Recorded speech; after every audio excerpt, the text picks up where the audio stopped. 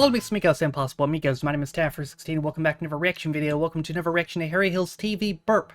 We're continuing through Series 8 today with Series 8 Episode 2. If you recall, we were going to go for Series 7, but I realized there was going to be... I was going to have to watch Philip Schofield the whole season, so... I decided to retcon that into Series 8 instead.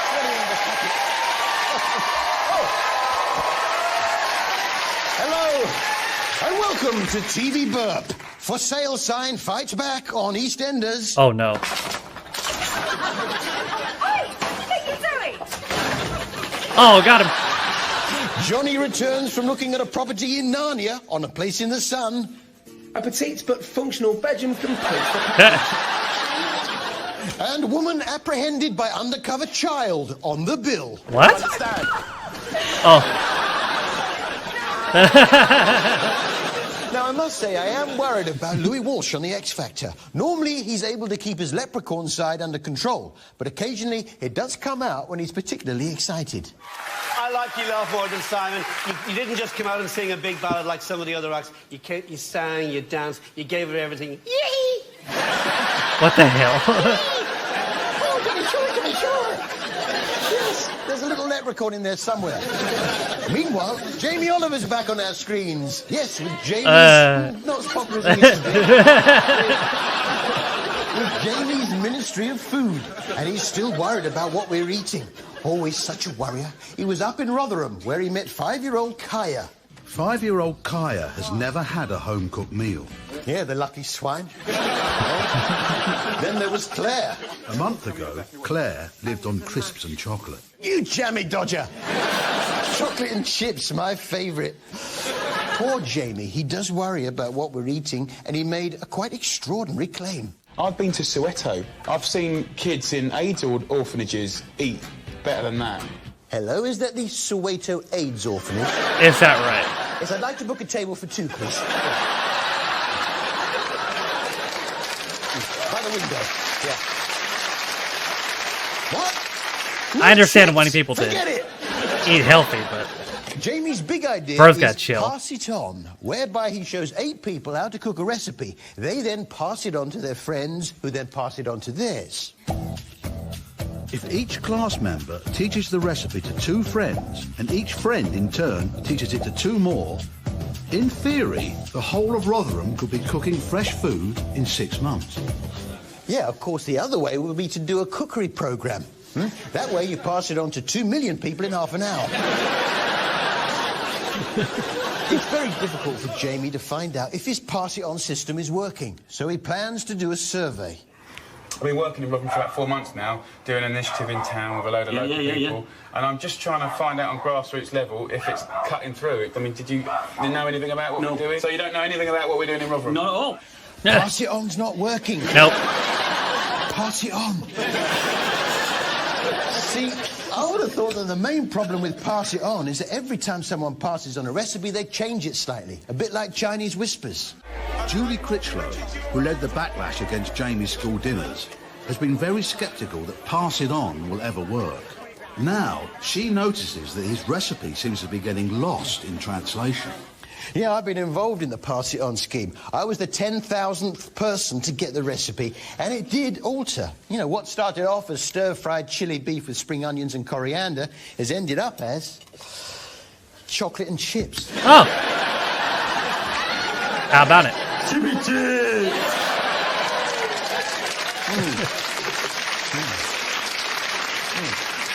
Celeb Air now, where our much cherished celebrities such as Amy LaMay and Chico It's Chico time.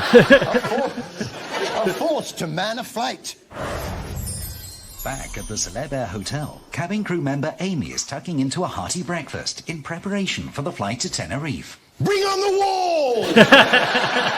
There's not only celebs manning the flight, there's celebs on the flight too. Duty manager Lisa now turns her attention to VIP passengers Lisa and Mario of Big Brother fame. Bring on the wall! Who? Back at check-in, media butterfly Christine Hamilton turns up with her nephew Henry. Bring on the wall!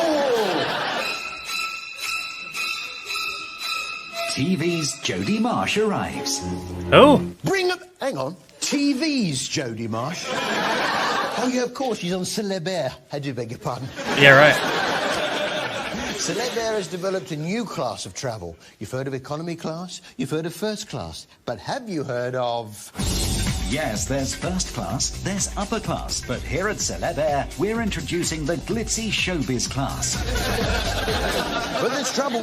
Showbiz class is in danger of getting overcrowded.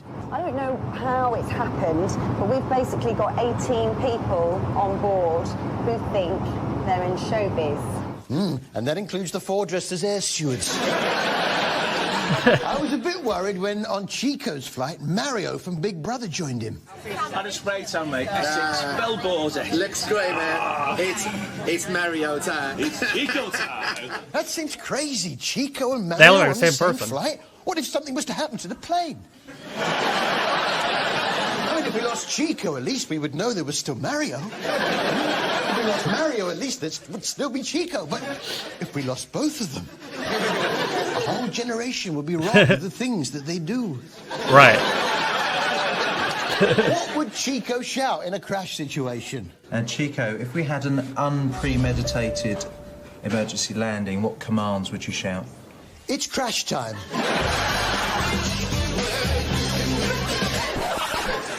What happens if you're really good at selling the big issue? Well, Funny you that they work bring your way on the up to wall. bigger things, don't you? Hot tub? Hot tub, sir. Madam, can I interest you in a hot tub? Hot tub! Hot tub! A hot tub? This was Natural Born Sellers. ITV1's After The Apprentice. Yes, if you love The Apprentice, you'll love The Apprentice. Might not go for Natural Born Sellers, if I'm honest. The concept is this: 8 salespeople competing for the prize of best salesperson. So, it's pretty hot stuff. So, let's meet the sales team. First up, there's Danny, a family man. I've had more of a cutting edge than anyone else, and my reasons for winning this, I think, are a lot stronger than a lot of other people's reasons for winning it.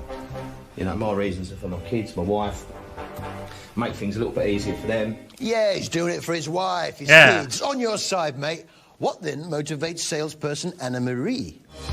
Everyone's got their own little thing that keeps them going. I've got my pillow. Does smell a bit of horse. What? She's doing it for a horsey cushion that smells a bit horsey. Yeah, I've got a horsey cushion here. Yeah, there it is. It does smell a bit horsey on that side, and I'm not sure that's horse. But, then there's Thea, and she fancies herself a bit. How well do you think you're doing? Personally, I think I'll be great. Being well presented and well turned out is what I do. I like being glamorous. I'm good at it. And, you know, being pretty helps. When you're a customer, it's easier to be sold to by somebody who's easy on the eye. Not sure. Oh, come on, she's pretty. But for salesman Scott, nothing is impossible. I've spoken to the others this morning, you know, it's all negativity. Like, oh, we can't do it, it's not possible, you know, it's impossible challenge. Well, it's not.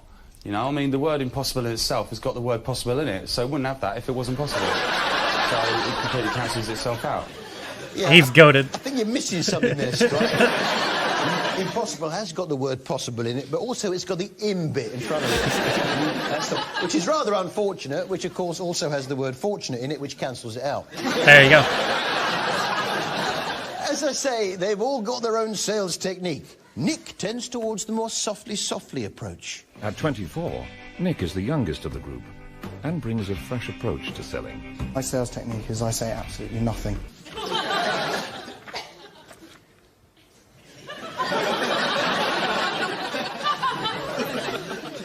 Okay, I'll take the doors. There you go. Easy money. And the car as well. Car. A very persuasive sales technique. EastEnders now. A naughty Jay had been vandalising the local bench. Bruh.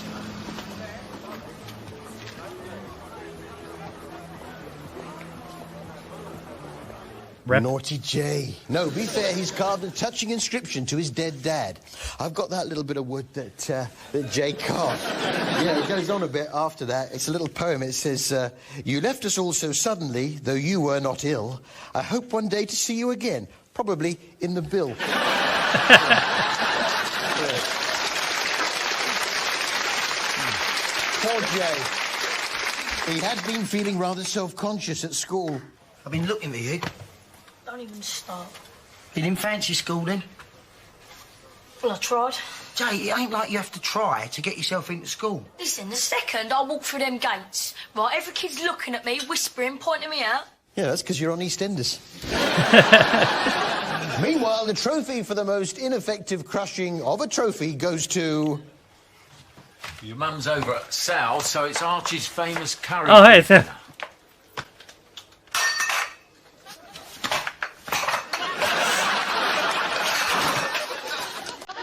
Oh, shit.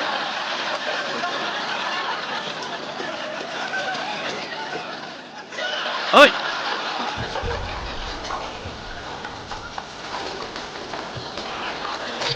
Oh.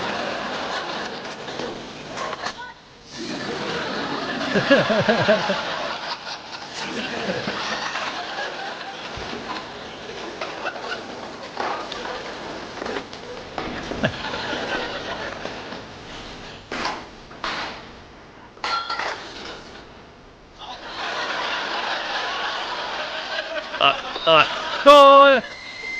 Oh!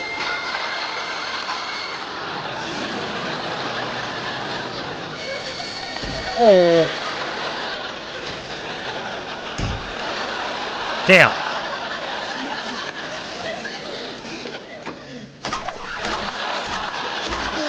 That's done it for you, Phil. There you go. On the restaurant this week, someone raised the tricky question of vegetarians. You always get a goat's cheese tart if you're a vegetarian, don't you? It's a bit depressing. A pudding, some nice creamy spinach, just a little bit, it's kind of a bit rich, a bit naughty. Vegetarians are naughty as well. I know some very naughty vegetarians, so... Yeah, like Hitler. Yeah. He was naughty. What a naughty vegetarian he was. Yeah. Heather Mills, she was a naughty vegetarian, throwing all that water over that nice lady lawyer. But which is the naughtiest vegetarian? Heather Mills or Hitler? There's only one way to find out. Come on, Heather. Come on, yeah.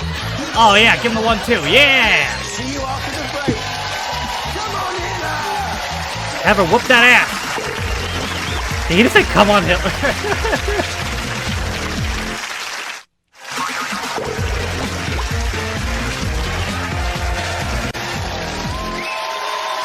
Welcome back to TV Burp. James Bond penguin egg on Extraordinary Animals in the Womb.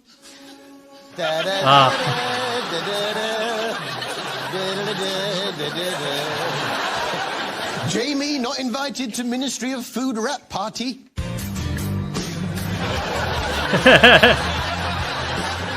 Jamie not popular, pass it on. And isn't it weird when your shadow looks like an elephant carrying a briefcase? Oh, yeah.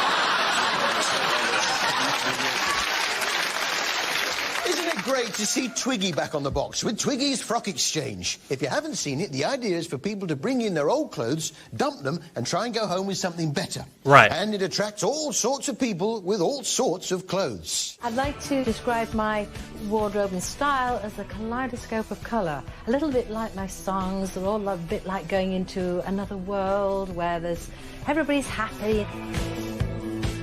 I wore this really to kind of impress the boys, I think. And this looks like the Statue of Liberty, sort of very angelic. I think the kind of person that would go for my style of clothes would be somebody a little bit like me. But blinder. A pothead? You don't just swap clothes on the Frock Exchange, you alter them too. I mean, you might take a thank pair God. of old jeans and turn them into a rah-rah skirt. I thought this one was a bit extreme. It's amazing. How can you alter this, though? I mean, apart from the shoulder pads. Well, there's lots of things we can do to it, but what I really want to do to it is I want to turn it into a bag.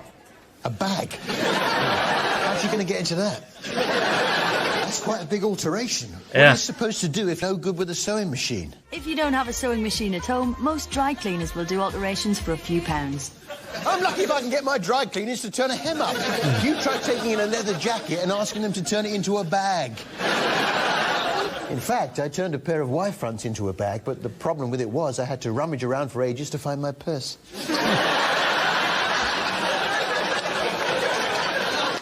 Mind you, I did find an old black dress round the back of Twiggy's studio, yeah, and altered it, yeah. I cut out some circles, and I made these coasters. Oh, nice.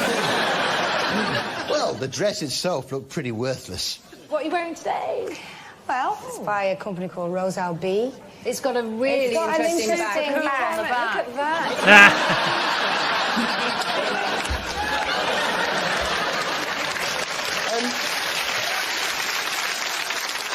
Hey, there's a new naturalist on the block, one to step into the shoes of Steve Irwin. It's Austin Stevens, and we join him in Mexico in search of the Zabcan rattlesnake. But in the process, he chances upon a spider, and he had such a gentle way with it. This is a tarantula, and I don't want to upset him, and I don't want him jumping on my face. Well, stop poking it with a stick. Yeah. What the fuck? He finds his snake.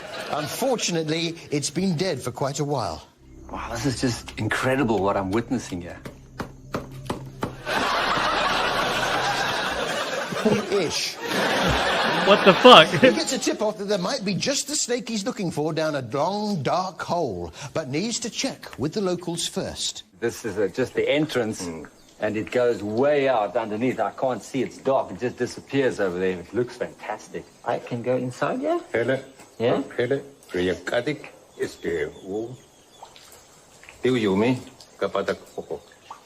I'll take that as a yes. I'll take that as a yes, but what's that bloke really saying? Well, fortunately, someone in the TV Burp office speaks a little Yucatan and was able to translate it. I can go inside, yeah? Yeah?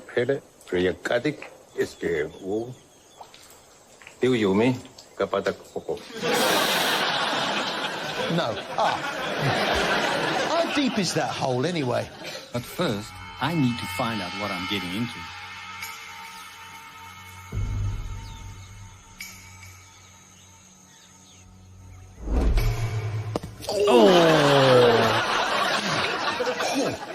He does find the snake he's after, and it's highly venomous, so you've got to be careful when handling it. Here we go, here we go.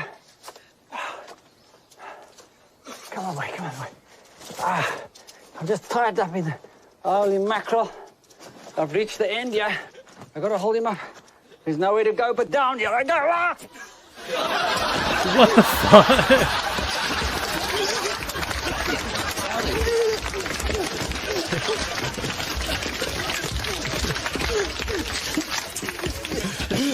Wind up, merchant! Which brings us to our biggest waste of paper in a ransom note of the week.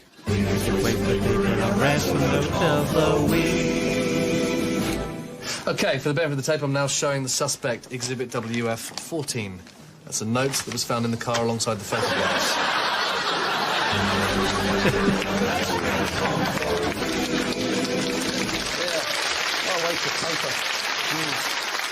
I was very pleased to see that Bruce Parry has come first in the annual Mr. Gay Amazon competition. The what? Oh. It's Bruce Parry's Amazon, where he stumbled upon the Kayopo Indian tribe, who had a most unusual haircut.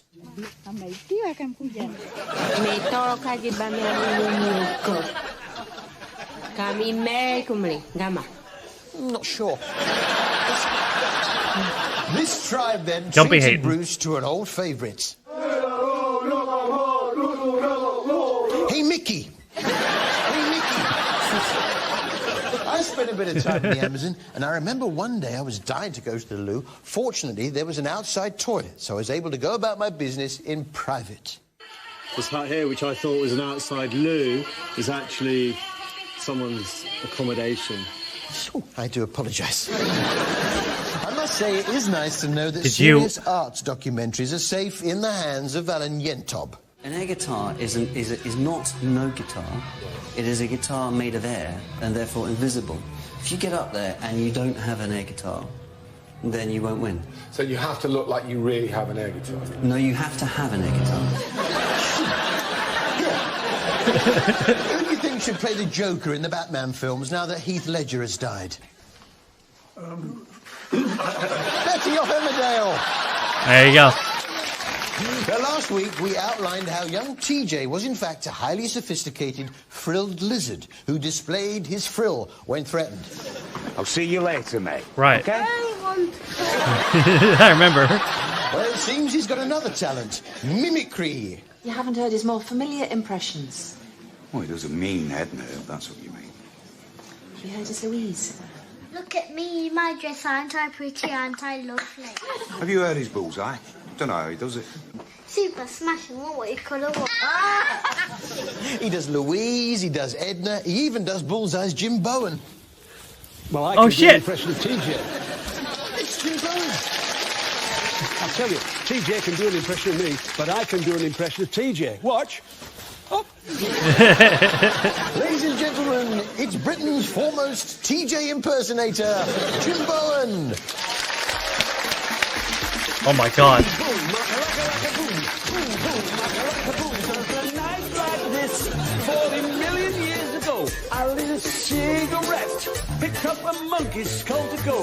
Walked a dinosaur. I walked a dinosaur. Open the door, get on the floor. Everybody walk the dinosaur. Open the door, get on the floor. Everybody walk the dinosaur. Open the door, get on the floor. Everybody walk the dinosaur. The dinosaur. Thank you, Jim. Holy shit. It's over. See you next time. I did not expect that Harry Hill's cameo. TV Was not expecting a Jim Bowen cameo. Holy shit. It's the only ever non-Bullseye thing I've seen him in other than Phoenix Nights. Although I don't know how many things he actually cameoed in, but that came out of nowhere. I tell you what, man. You really get a good taste there of why people don't like Jamie Oliver. I mean, did he really say kids in an AIDS orphanage are eating better? Like, the fuck? Like, that's just a fucking weird thing to say, homie. Like, I know he means well, but God, that's a weird thing to say. Jesus Christ. Well, join me back tomorrow for another reaction to TV Burp. We're going to continue with Series 8, Episode 3. But that is it for me today. Thank you guys for watching. If you liked the video, be sure to leave a like. If you didn't like it, don't. If you want to follow any of my social media links, they're all in the video description down below, as well as names all on my Patreon. If you didn't know, you can be a Patreon to me for as low as $1 or £1. You get extra direction videos, as well as reading your comments up to date, or at least sometimes more. With all that being said, my name is Stafford Saints. My, what are we at, 19? 19 fraction Harry Hill TV Burp, and I'll see you guys next time. Bye.